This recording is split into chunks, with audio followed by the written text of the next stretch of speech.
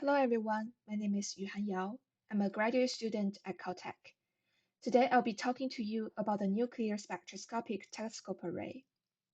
NuSTAR is one of NASA's small explorer missions, which has space missions that cost roughly $150 million. It's about the smallest NASA goes into space for astrophysics. The telescope was launched in June of 2012. It's initially designed for a 2-year mission, but everything has been going swimmingly and we got continued funding since August 2014. NuSTAR is the first mission that NASA selects with a female PI. The principal investigator is Dr. Fiona Harrison, who's a Caltech physics professor. NuSTAR works in the high-energy X-ray regime. So this is the same X-ray energy light that doctors and dentists use to study your body, that airport security uses to study your luggage. High-energy X-rays are created by the most energetic phenomena in the universe, such as flares on the surface of the sun, the explosion of stars, and the extreme environments around neutron stars and black holes. We are the first telescope to focus X-ray light in this high-energy band. There are other missions that have done similar things in the lower energy bands, such as the NASA flagship Chandra X-ray Observatory and the ESA XM-Newton satellite. Before NuSTAR, all high-energy X-ray satellites used the coated aperture technology. I like to think of it as a light screen with lots of holes in it, and as the satellite slowing across the sky, just rotating around, you watch how the shadow patterns changes, and therefore be able to figure out where the X-rays come from in the sky. So by design, this coated aperture technology gets blurry images. You need very big detectors, so it ends up being very heavy. Here you see two examples using this technology, including the European Integral satellite and the NASA Burst Alert telescope on the SWIFT satellite. NuSTAR, on the other hand, uses focusing optics. So X-ray focusing is a little bit tricky because unlike radio and optical photons, X-rays tend to go right into the detector and penetrate through. So when you want to focus X-ray light, you need to do grazing incidence optics. The X-rays come and you sort of nudge them like a rock on the lake. The NuSTAR design has two sets of mirror shells that focus X-rays, sending them down to the focal plane where we have our detector. So this changing technology provides NuSTAR with more than 100 times improvement in sensitivity and more than 10 times sharper images. Here you can see the beam size of NuSTAR is much smaller, so we will be able to resolve X-ray point sources that would have been blurred into a single pixel in integral and BET. The key part of this technology is that X-ray optics have a very long focal length. The separation between the NuSTAR mirrors and the detector is about 10 meters. Chandra and XM-Newton have similar focal lengths. They were billion-dollar class missions, so they were able to launch fully extended on big rockets. NuSTAR had to go with a low-cost launch vehicle, so we have this extendable mast that we deployed in space. This video shows an artist's conception of the mast deployment. The blue plane is the solar panel. The size of the spacecraft before mast deployment is a little bigger than a person. Basically, the launch and the mast deployment are the two scariest part of the mission. This took about 40 minutes to finish, and just like the launch, the mast was deployed perfectly. So you can see that this is a very cute design, initially very compact, and then extends to its 10 meters long. So we are orbiting the Earth every 90 minutes, taking data. You can see here are the two optic modules consisting of shells of mirrors. With this very successful launch and the new technology, we have been doing a wide range of observations. Today, I'll talk about two areas of study. The first is black hole spin measurements. We all know that black holes exist. There are supermassive black holes in the centers of every large galaxy, weighing millions to billions times the mass of the Sun. There are stellar mass black holes weighing tens of the mass of the Sun. They are created in supernovae explosions. Black holes do not themselves emit light. Instead, they accrete materials from nearby stars and gas, and the electromagnetic emission we observe comes from the accretion processes. Astrophysical black holes have two parameters, the mass and the spin. The location of the innermost stable circular orbit, or ISCO, depends on the spin, which then determines the shape of the observed spectrum. As the material falls onto the black hole, friction converts the gravitational energy into heat and organizes itself into a disk. As you get to the innermost regions, the disk gets hotter and hotter, emitting at keV energies. In the regions around the innermost disk, there are particles accelerated close to the speed of the light. This region is called the corona, which emits X-rays that reflect off the disk, giving rise to a continuum with lots of diagnostic powers. In the case that the black hole is not rotating, the ISCO is at 6 gravitational radii, and there's not much distortion of the X-ray spectrum. You can see the peak around 6.4 keV. This is the fluorescence of iron and the Compton reflection hump. On the other hand, if the black hole is maximally rotating, then the ISCO is close to 1 gravitational radius. Due to effects of Doppler shifts and the fact that photons have to climb out of the gravitational potential well of the black hole, the iron emission is smeared redward, showing a broader red wing, and the Compton hump has a distinctive shape. The distortion of the iron line is an effect that was known from low-energy X-ray telescopes. However, the interpretation before NuSTAR was very actively debated, because a distorted redshifted iron line can be modeled in two ways.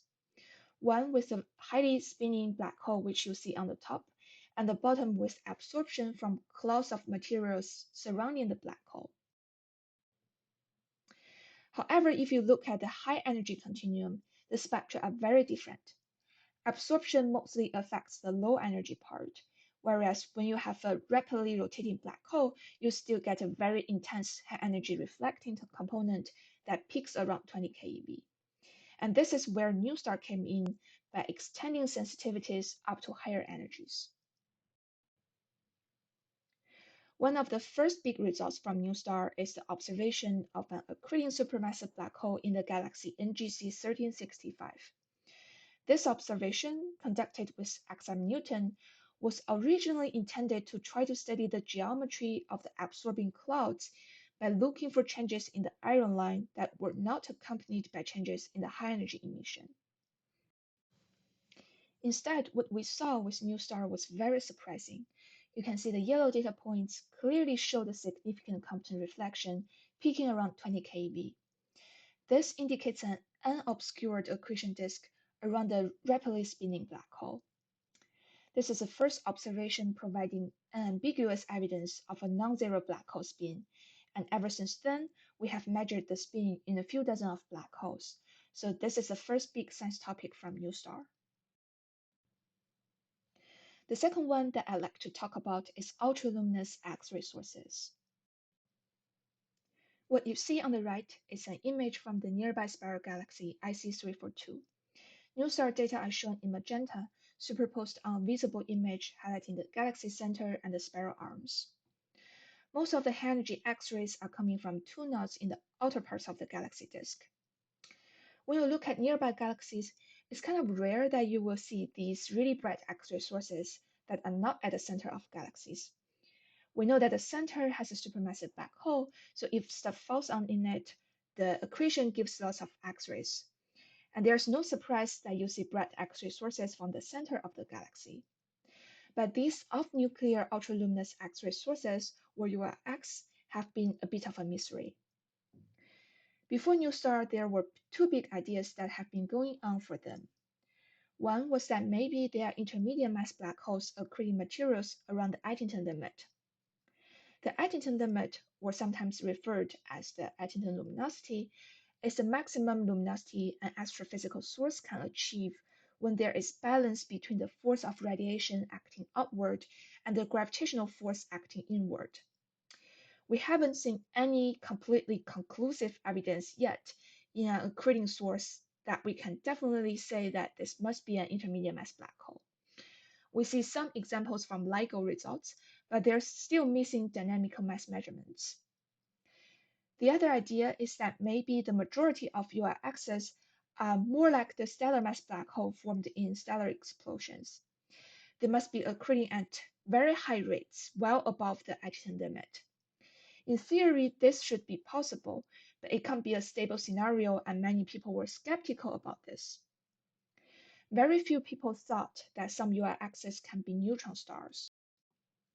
Because if you look at the mass distribution of compact objects, neutron stars have a mass that's typically between 1 and 3 solar masses.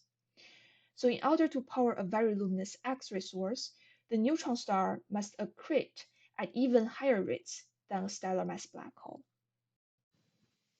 In 2014, NuSTAR spent about a month staring at the Cigar galaxy M82. It's a galaxy with a very high rate of star formation. Towards the center of the galaxy, there are two UR axes, M82X1 and M82X2. X1 was actually a candidate intermediate mass black hole. X2 wasn't nearly as well studied. The blue light is a Chandra image and the pink is NuSTAR. So basically, NuSTAR sees X-rays coming mainly from X2. At that time, there was a postdoc, Dr. Matteo Macchetti, who did some timing analysis of the data. And what he found was that not for the whole month, but for like more than a week of the month, M82X2 was pulsating. It got brighter and dimmer, brighter and dimmer. This was something that no URX had ever been seen to do, and the pulsating signal suggests that it's a pulsar. So immediately we know that this is not a black hole, it's a highly magnetized rotating neutron star, and it is 200 times brighter than any pulsar we had ever seen before. This neutron star must be accreting at a very high superattention rate. This might be achieved presumably with a very high magnetic field, which breaks down the spherical symmetry, alters the cross-section between electrons, protons, and photons, so that we can flow much more radiation onto the neutron star. For us observers, pulsars are also nice because their positions can help us to measure the orbit of the source and to understand the evolution of the whole system. So this is a little animation of the pulsar. It's like a lighthouse. The magnetic field is rotating and the radiation comes close to the spin axis. Every time it passes along the direction to the Earth, we see a pulse of light from the pulsar.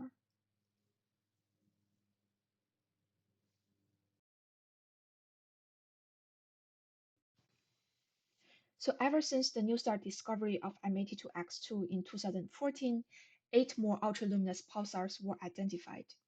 And with them, we are finally sure that at least for some UR axes, we are observing superattention accretion.